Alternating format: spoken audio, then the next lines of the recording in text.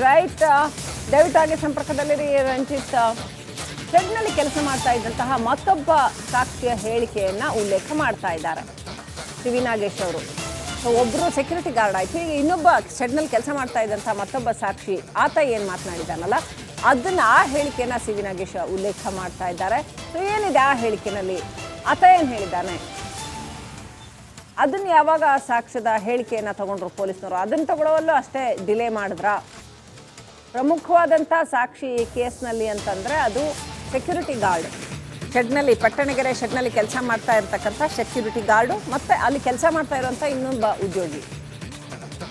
So ಅವರಿಬ್ಬರ ಹೇಳಿಕೆ ಪಡೆಯುವಲ್ಲೇ ಅತ್ಯಂತ ವಿಳಂಬ ಆಗಿದೆ, 4 ದಿನ 5 ದಿನ ಡಿಲೇ ಆಗಿದೆ ಅನ್ನೋದನ್ನ ಹೈಲೈಟ್ ಮಾಡ್ತಾ ಇದ್ದಾರೆ ಸಿ ವಿ ನಾಗೇಶ್ ಅವರು. ಅವರು ಹೇಳಿಕೆ ಏನು ಕೊಡ್ತಾರೆ, ದರ್ಶನ್ ಬಂದರು, ದರ್ಶನ್ ಹೊಡೆದ್ರು ಅಂತ ಎಲ್ಲಾದರೂ ಹೇಳಿಕೆ ಕೊಟ್ಟಿದ್ದಾರಾ? ಇಲ್ಲ, ಅದನ್ನು ಮೆನ್ಷನ್ ಮಾಡ್ತಾರೆ. ರೆಡ್ ಕಾರ್ ಬಂತು, ಕಾರ್ ವಾಪಸ್ ಹೋಯ್ತು ಅಂತ ಹೇಳ್ತಾ ಇದ್ದಾರೆ. ಸೊ ಅದನ್ನು ಕೂಡ, ಆ ಹೇಳಿಕೆಯನ್ನು ಕೂಡ ಅತ್ಯಂತ 5 ದಿನ ಬಿಟ್ಟು ವಿಳಂಬವಾಗಿ ತಗೊಂಡಿರ್ತಕ್ಕಂಥದ್ದು.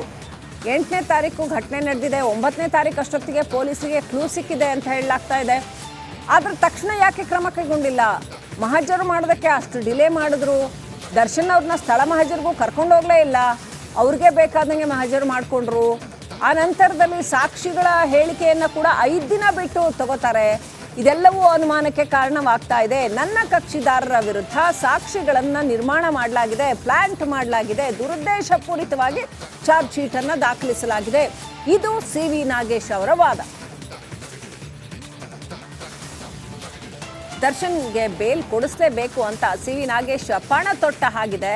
ಆದರೆ ವೀಕ್ಷಕರೇ, ನೀವು ಏನೇ ಹೇಳಿ, ಸಿ ವಿ ನಾಗೇಶ್ ಅವರು ಮಂಡಿಸ್ತಾ ಇರ್ತಕ್ಕಂಥ ವಾದ ಸಾಕಷ್ಟು ಆಸಕ್ತಿದಾಯಕವಾಗಿದೆ.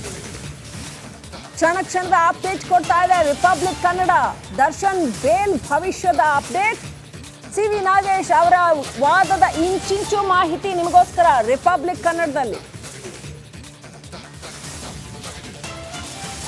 ವೆರಿ ಇಂಟ್ರೆಸ್ಟಿಂಗ್ ವಾದ ಮಂಡನೆ ಮಾಡ್ತಾ ಇದ್ದಾರೆ ಸಿ ವಿ ನಾಗೇಶ್ ಅವರು ಕೋರ್ಟ್ನಲ್ಲಿ. ಇಷ್ಟರವರೆಗೆ ನಾವು ದರ್ಶನ್ಗೆ ಯಾಕೆ ಬೇಲ್ ಕೊಡಬಾರದು ಅಂತ ಪಬ್ಲಿಕ್ ಪ್ರಾಸಿಕ್ಯೂಟರ್ಸ್ ಹೇಳಿದ್ದನ್ನ ಕೇಳಿದ್ವಿ.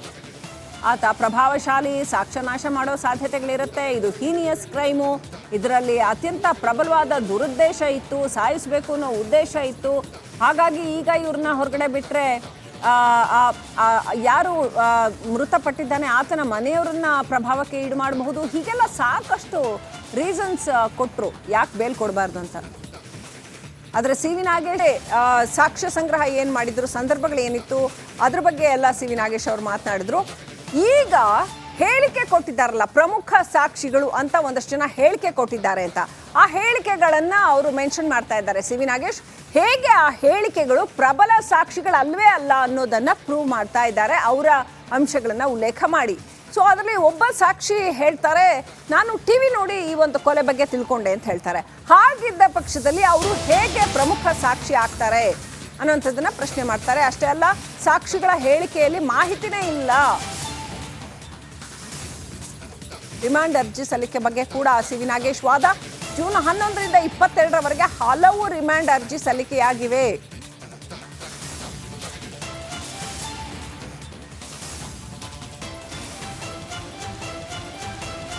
ರಿಮಾಂಡ್ ಅರ್ಜಿಯಲ್ಲಿ ಇರ್ತಕ್ಕಂಥ ಅಂಶಗಳ ಬಗ್ಗೆ ಕೂಡ ಸಿ ವಿ ನಾಗೇಶ್ ವಾದ ಮಂಡನೆ ಮಾಡ್ತಾ ಇದ್ದಾರೆ. ಜೂನ್ 11ರಿಂದ 22ರವರೆಗೆ ಹಲವು ಅರ್ಜಿಗಳು ಸಲ್ಲಿಕೆ ಆಗಿದೆ ಅಂತ ಸಿ ವಿ ನಾಗೇಶ್ ವಾದ ಮಂಡನೆ ಮಾಡ್ತಾ ಇದ್ದಾರೆ.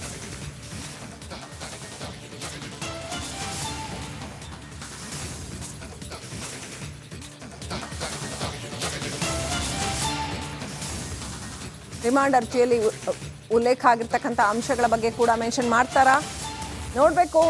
ಇಷ್ಟೊತ್ತವರೆಗೂ ಚಾರ್ಜ್ ಶೀಟಲ್ಲಿ ಉಲ್ಲೇಖ ಆಗಿರ್ತಕ್ಕಂಥ ಅಂಶಗಳ ಬಗ್ಗೆ ಮಾತನಾಡಿದ್ರು. ಹೇಗೆ ಚಾರ್ಜ್ ಶೀಟಲ್ಲಿ ಉಲ್ಲೇಖ ಆಗಿರ್ತಕ್ಕಂಥ ಅಂಶಗಳು ದುರುದ್ದೇಶಪೂರ್ವಕ, ಅಂದರೆ ಬೇಕು ಅಂತ ಪ್ಲಾಂಟ್ ಮಾಡಿರ್ತಕ್ಕಂಥದ್ದು, ಸಾಕ್ಷಿಗಳು ದರ್ಶನ್ ತಪ್ಪು ಮಾಡಿದ್ದಾರೆ ಅಂತ ಅನ್ನೋದಕ್ಕೆ ಪೂರಕ ಆಗಿಲ್ಲ ಅನ್ನೋವಂಥದ್ದನ್ನೆಲ್ಲ ಹೇಳ್ತಾ ಬಂದರು. ಕೇಸ್ ಡೈರಿಯಲ್ಲಿ ಸಾಕ್ಷಿಗಳ ಹೇಳಿಕೆಯನ್ನು ದಾಖಲಿಸಬೇಕು, ಆದರೆ ಹಾಗೆ ಮಾಡಿಲ್ಲ ಅನ್ನುವಂಥದ್ದು. ರಿಮಾಂಡ್ ಅರ್ಜಿಯಲ್ಲಿ ಸಾಕ್ಷಿಗಳ ಹೇಳಿಕೆ, ಯಾವ ದಾಖಲೆಗಳನ್ನು ಇವರು ಸಂಗ್ರಹಿಸಿದ್ದಾರೆ ಅಂತ ಕೂಡ ಮಾಹಿತಿ ನೀಡಬೇಕು. ಎಲ್ಲೆಲ್ಲಿ ತನಿಖೆ ನಡೆಸಿದ್ದಾರೆ ಇದೆಲ್ಲದನ್ನು ಕೇಸ್ ಡೈರಿಯಲ್ಲಿ ಮಾಹಿತಿ ಕೊಡಬೇಕಾಗತ್ತೆ. ಸೊ ಅದು ಹಾಗಾದ್ರೆ ಸರಿಯಾಗಿ ಮೆನ್ಷನ್ ಆಗಿಲ್ವಾ, ಅದ್ರ ಬಗ್ಗೆ ಹೇಳ್ತಾ ಇದ್ದಾರೆ. Welcome back. ರಿಮಾಂಡ್ ಅರ್ಜಿಯಲ್ಲಿ ಸಾಕ್ಷಿಗಳ ಮಾಹಿತಿ ನೀಡಿಲ್ಲ. ಸಿ.ವಿ. ನಾಗೇಶ್ ಕೋರ್ಟ್ನಲ್ಲಿ ವಾದ ಮಂಡನೆ ಮಾಡ್ತಾ ಇದ್ದಾರೆ. ದರ್ಶನ್ಗೆ ಬೇಲ್ ಸಿಗಲೇಬೇಕು ಅನ್ನೋ ಒಂದು ಶತಪ್ರಯತ್ನದ ಭಾಗವಾಗಿ ಸಿ.ವಿ. ನಾಗೇಶ್ ವಾದ ಮಂಡನೆ ಮಾಡ್ತಾ ಇದ್ದಾರೆ. ರಿಮಾಂಡ್ ಅರ್ಜಿಯಲ್ಲಿ ಸಾಕ್ಷಿಗಳ ಮಾಹಿತಿ ನೀಡಿಲ್ಲ, ಯಾವ ದಾಖಲೆ ಇವರು ಸಂಗ್ರಹ ಮಾಡಿದ್ದಾರೆ ಅಂತ ಪೊಲೀಸರು ಕರೆಕ್ಟ್ ಆಗಿ ಮಾಹಿತಿ ನೀಡಿಲ್ಲ ಅನ್ನೋಂಥದ್ದನ್ನ, ಅಂದ್ರೆ ಕೇಸ್ ಡೈರಿನಲ್ಲಿ ಇವರು ಎಲ್ಲೆಲ್ಲಿ ತನಿಖೆ ಮಾಡಿದ್ದಾರೆ, ಯಾರ್ಯಾರಿಂದ ಸಾಕ್ಷಿ ಸಂಗ್ರಹ ಮಾಡಿದ್ದಾರೆ ಅದೆಲ್ಲವನ್ನು ಉಲ್ಲೇಖ ಮಾಡಬೇಕಾಗತ್ತೆ. ಅದನ್ನ ಪೊಲೀಸರು ಮಾಡಿಲ್ಲ ಸರಿಯಾಗಿ ಅನ್ನೋದನ್ನ ಸಿ.ವಿ. ನಾಗೇಶ್ ಹೇಳ್ತಾ ಇದ್ದಾರೆ. ಅವರ ಒಟ್ಟು ವಾದದಲ್ಲಿ ಹೇಗೆ ಪೊಲೀಸರ ಇಡೀ ಚಾರ್ಜ್ ಶೀಟ್ ಮತ್ತು ಅದಕ್ಕೆ ಸಂಬಂಧಿತವಾದ ದಾಖಲೆ ಸಾಕ್ಷಿಗಳು ಎಲ್ಲವೂ ಕೂಡ ಹೇಗೆ ತಪ್ಪಾಗಿದೆ, ಉದ್ದೇಶಪೂರ್ವಕವಾಗಿದೆ ಮತ್ತು ಸುಳ್ಳಾಗಿದೆ ಅನ್ನುವಂಥದ್ದನ್ನ ಸಿ.ವಿ. ನಾಗೇಶ್ ಹೇಳ್ತಾ ಹೋಗ್ತಾ ಇದ್ದಾರೆ. ದರ್ಶನ್ ವಿರುದ್ಧ ಬೇಕಂತಾನೆ ಪೊಲೀಸರು ಇದೆಲ್ಲ ಮಾಡಿದ್ದಾರೆ ಅನ್ನೋದು ಸಿ.ವಿ. ನಾಗೇಶ್ ಅವರ ವಾದ.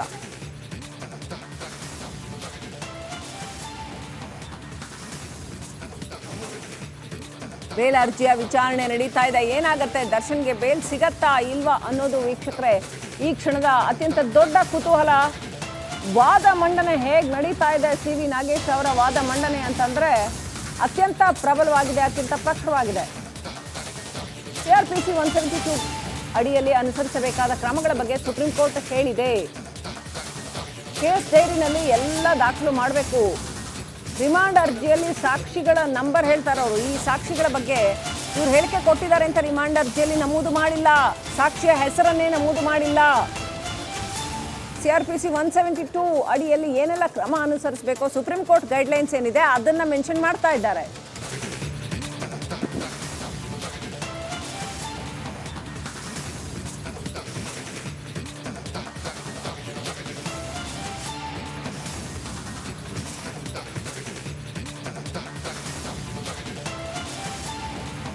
CRPC 172 ಅಡಿಯಲ್ಲಿ ಏನೆಲ್ಲ ಕ್ರಮಗಳನ್ನು ಅನುಸರಿಸಬೇಕು ಅನ್ನೋದರ ಕುರಿತಾಗಿ ಆ ಗೈಡ್ಲೈನ್ಸ್ ಏನಿದೆ, ಸುಪ್ರೀಂ ಕೋರ್ಟ್ ಗೈಡ್ಲೈನ್ಸ್ ಅದನ್ನು ಅನುಸರಿಸಿಲ್ಲ ಅಂತ ಹೇಳ್ತಾ ಇದ್ದಾರೆ.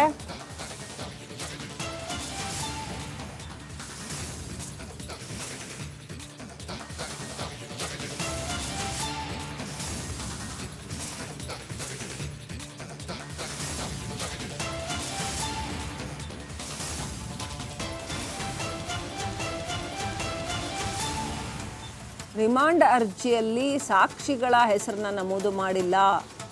ಜೂನ್ 15ನೇ ತಾರೀಕು ಸಾಕ್ಷಿಯೊಬ್ಬರ ಹೇಳಿಕೆಯನ್ನು ದಾಖಲಿಸಿದ್ದಾರೆ. ಆದರೆ ಅದನ್ನು ರಿಮಾಂಡ್ ಅರ್ಜಿಯಲ್ಲಿ ತಿಳಿಸಿಲ್ಲ. ಯಾವುದೆಲ್ಲ ಸಾಕ್ಷ್ಯ ಸಂಗ್ರಹ ಆಗಿದೆ, ಹೇಗೆಲ್ಲ ತನಿಖೆ ನಡೆಸಿದ್ದಾರೆ, ಆ ವಿವರಗಳನ್ನು ಕೇಸ್ ಡೈರಿಯಲ್ಲಿಯೂ ಸರಿಯಾಗಿ ಮೆನ್ಷನ್ ಮಾಡಿಲ್ಲ. ಜೊತೆಗೆ ರಿಮಾಂಡ್ ಅರ್ಜಿಯಲ್ಲಿ 3ನೇ ರಿಮಾಂಡ್ ಅರ್ಜಿಯಲ್ಲಿ ಹೇಳಿಕೆ ಪಡೆದಿದ್ದಾರೆ. ಸೆಕ್ಯೂರಿಟಿ ಗಾರ್ಡ್ ಸಾಕ್ಷಿ ಏನು ಪಡೆದಿದ್ದಾರಲ್ಲ ಆ ಸಾಕ್ಷಿಯ ಬಗ್ಗೆ ಮೆನ್ಷನ್ ಮಾಡಿಲ್ಲ ಅಂತ ಕೋರ್ಟ್ನಲ್ಲಿ ದರ್ಶನ್ ಪರ ಸಿ.ವಿ. ನಾಗೇಶ್ ಪ್ರಬಲ ವಾದ ಮಂಡನೆ ಮಾಡ್ತಾ ಇದ್ದಾರೆ. ಅಂದರೆ ಸರಿಯಾದ ಪ್ರೊಸೀಜರ್